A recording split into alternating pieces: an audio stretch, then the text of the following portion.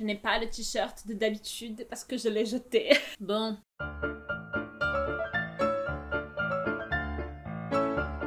Je suis de retour. Je sais pas pourquoi Estelle m'appelle toujours quand il faut parler de choses négatives. Je vous jure que je peux aussi m'exprimer sur des sujets que j'adore. Donc elle m'a concocté une liste là de livres que... Ah bah tiens.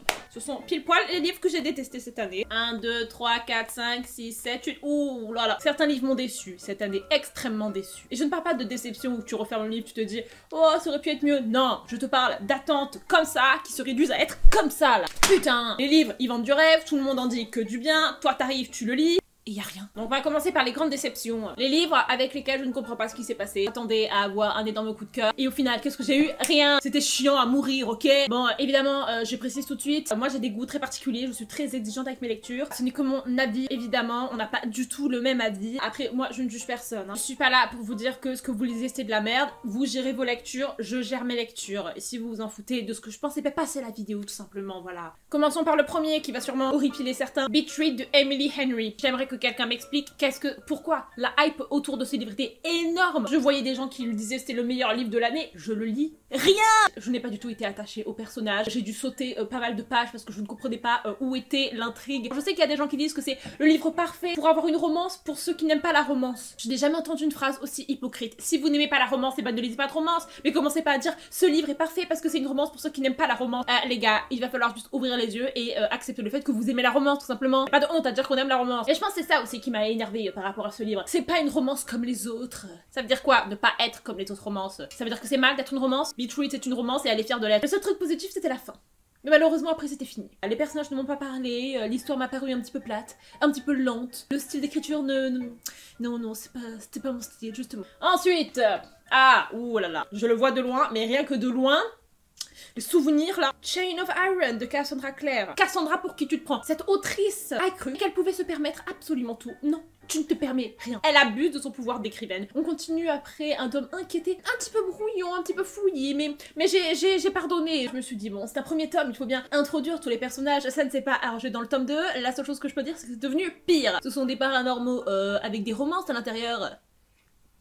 Là, je te regarde, Cassandra, et je t'en veux. Qu'est-ce que c'était que cette fin? Si je me permettre de refaire le topo de cette fin, James comprend que depuis le début, il est ensorcelé par Grace. Il réalise alors qu'il a des sentiments pour Cordelia. Il s'apprête à révéler son amour à Cordelia quand Grace toque à la porte. Grace se jette sur James. James aurait dû, à ce moment-là, la repousser et lui dire tu m'as manipulé pendant toutes ces années, qu'est-ce qui s'est passé? Non, qu'est-ce qu'il fait? Il s'enferme dans une pièce avec elle. Cordelia se dit, il est en train de me tromper. Évidemment, qu'est-ce qu'elle fait? Elle court chez son meilleur ami. Matthew, donc, qui est un personnage incompréhensible. Matthew, je ne comprends pas quelle est ta personnalité. Je ne sais pas si Cassandra sait elle-même quelle est ta personnalité. Matthew révèle à Cordelia qu'en fait il était amoureux d'elle et il lui propose d'aller tous les deux en week-end à Paris ou dans une autre ville, mais je me rappelle plus la ville, c'est pas grave, c'est pas ça qui est important. Cordelia dit oui parce qu'elle pense que James l'a trompé avec Grace, alors que pas du tout.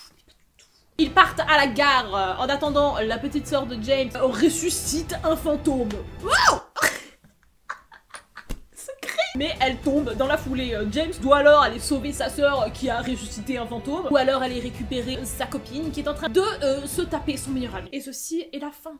Je dis non. Là, il y a trop. Ce tome 2 était un mélange de personnages qui mouraient, qui revenaient à la vie, de personnages qui s'avouaient leur amour, pour qu'ensuite ils réalisent qu'en fait non, ils n'étaient pas amoureux, de personnages qui se frôlent de la main pour ensuite dire qu'ils te détestent. Tu ne peux pas te foutre de la gueule du lecteur comme ça à toutes les pages et lui faire espérer des choses à toutes les pages pour au final ne faire rien. Trop de bordel, tue le bordel. Trop de what the fuck, tue le what the fuck. Et trop de personnages, tue les personnages. Parce que le mot de la fin c'est quoi? C'est que j'ai sauté la moitié des points de vue. Allez, on continue. Troisième livre, c'est une romance nu adulte. Alors là, en fait, je suis juste dépitée, c'est Second First Impressions de Sally Sword. Alors Sally, je suis désolée Sally, je ne peux plus croire en toi, je me résigne, je suis résignée. Est-ce vraiment toi Sally qui a écrit The Hating Game ou pas? Parce que là je commence à me poser des questions. Déjà je n'ai rien compris à cette histoire, je pensais qu'un personnage était un humain jusqu'à ce que je comprenne que c'était une tortue, une relation très bizarre avec des personnages bizarres. Que d'opportunités gâchées dès que je croyais qu'il y avait du potentiel, et ben non. J'en ai marre d'être déçue par toi Sally. Oh, je déteste cette ville. Tu vois, cette personne qui crie là, c'est à cause de toi, Sally. Tout est à cause de toi, Sally. Ah là là. Ah là là là. Alors celui-là, il me fait tellement de peine parce que je voulais l'adorer et surtout j'ai entendu tellement de bons avis et moi je me suis ennuyée. One Last Stop de Casey McQuiston. Où sont les feux d'artifice? Où est la frustration? Je pense que le truc qui a fait que celui n'a pas fonctionné pour moi, tout simplement parce que toutes les scènes se passaient dans le même endroit. C'était répétitif tous les matins, je savais où elle allait aller, cette madame, dans le train, je sais qui elle allait voir, cette fille. Et au bout d'un moment, eh bien moi je n'avais plus envie de continuer à lire parce que je savais exactement ce qui allait se passer dans quel ordre. Donc ça ne m'a pas intéressée, malheureusement. J'ai dû me forcer pour arriver jusqu'à la fin et je ne suis pas sûre d'avoir compris la fin. Et enfin, le dernier de cette catégorie déception, parce que oui, pour le moment nous sommes plus dans de la déception. Ça va être autre chose quand je vais être en colère. The Gilded Walls. C'est une sombre histoire, The Gilded Walls. J'ai dû lire à peu près 80 pages de ce livre. Alors oui, vous allez me dire, c'est un petit peu hypocrite de dire qu'un livre t'a déçu si tu ne l'as même pas lu en entier.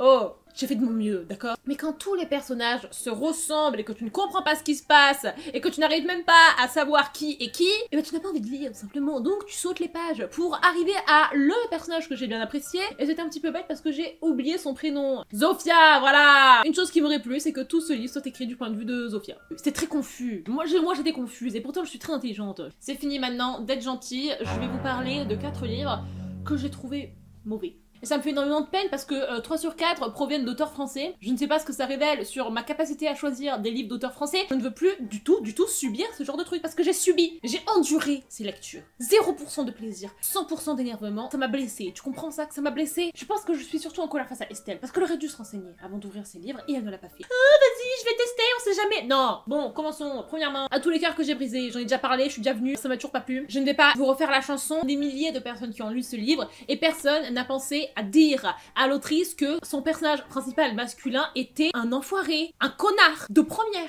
Non, personne ne lui a dit. Personne ne lui a dit. Et qu'est-ce que je vois sur les réseaux sociaux? Ah, mon amoureux!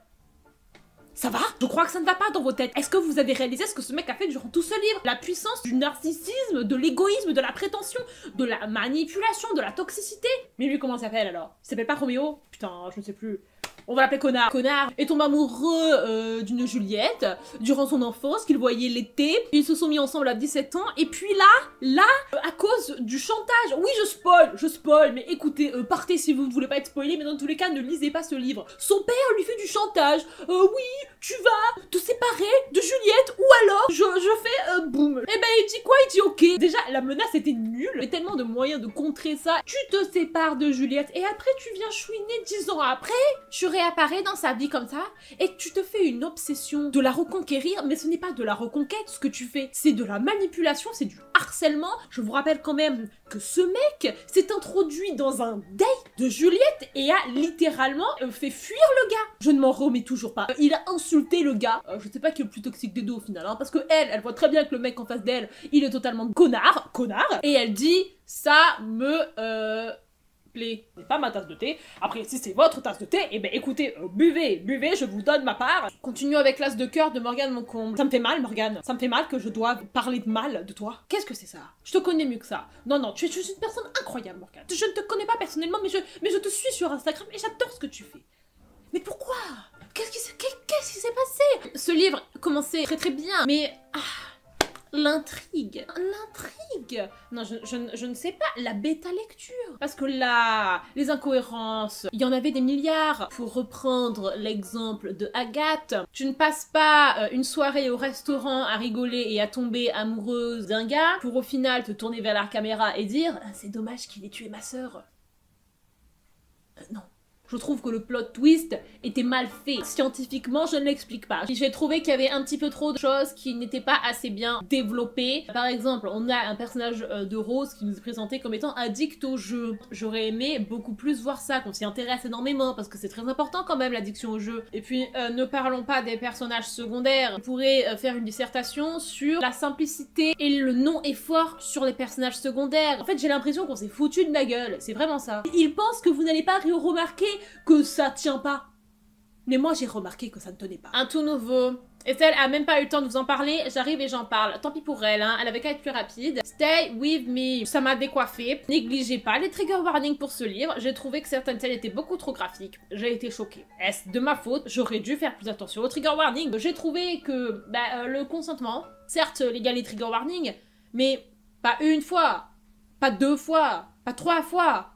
Mais 10 fois! Ce n'était pas nécessaire de mettre autant de scènes de viol et d'agression sexuelle dans un livre pour prouver quelque chose ou pour défendre un message. Une très mauvaise représentation de tout le domaine médical et psychiatrique. Ce livre ne pouvait pas donner une pire image de ce domaine-là, et je trouve que c'est très dommage, parce que la psychiatrie, c'est quelque chose qui sauve des gens, d'accord? Qui s'occupe de plein de personnes, et je trouve qu'avec ce livre, on en a donné une image, mais tellement corrompue, et peut-être que c'est le cas pour certains établissements, mais un minimum de décence. Et le clou du spectacle, le personnage principal qui est censé être une sociopathe, elle n'a pas d'émotion. Gros mytho!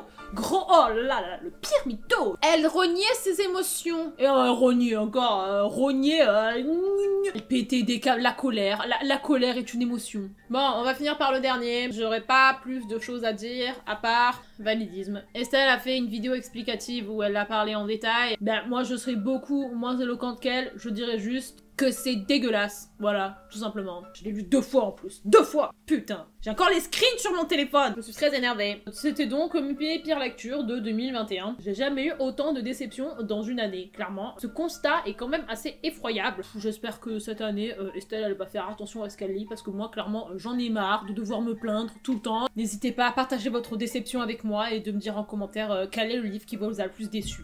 Non, j'ai rien d'autre à dire, donc écoutez, je vous laisse. Au revoir. Et voilà les amis, c'était tout pour cette vidéo. Donc évidemment, comme d'habitude, tout ceci est à prendre au second degré, c'est une parodie. C'est juste histoire de parler de ces déceptions livresques avec plus de légèreté, de rendre ça quand même assez rigolo. Je vais quand même dire un point positif de chacun de ces livres parce que je trouve que c'est important. Pour Beachweed, j'ai pleuré lorsque le personnage principal écrit une lettre à son père et j'ai trouvé ce passage extrêmement touchant et surtout extrêmement important et qui prouve que dans la vie, on a le droit à avoir une deuxième chance. Pour Chain of Iron, je ne peux quand même pas nier que j'étais investie dans les personnages. J'ai shippé comme jamais. Certaines scènes étaient absolument incroyables en termes de tension et de frustration. Je peux vous dire que quand James était menotté à son lit et que Cordelia devait le surveiller, pour Second First Impressions, j'ai énormément apprécié qu'on ait un personnage principal qui soit un petit peu le cliché de la fille un peu nerdy et qu'elle ressente cette pression sociale de se mettre en couple, d'avoir un copain, etc. Et que on ait une meilleure amie super chiante par rapport à ça. Moi personnellement, j'ai pris ça comme une dénonciation, je sais pas si c'était le but, mais du coup, j'ai bien aimé le fait qu'on montre qu'il y a cette pression qui existe et que surtout, laissez les gens tranquilles. Voilà, laissez-les tranquilles, ne leur créez pas des comptes Tinder à leur place, non. Pour One Last Stop, il y avait énormément de diversité dans ce livre et surtout le pitch était original, on ne va pas se mentir. Le fait qu'il y ait une romance avec une personne qui est coincée dans un métro, j'ai jamais lu ça avant. Pour The Guarded Wolves, la diversité aussi était quand même super. Et Zofia, je ne peux pas dire autre chose que Zofia, ce personnage était trop cool. L'As de cœur, tout l'univers du poker, c'est quand même quelque chose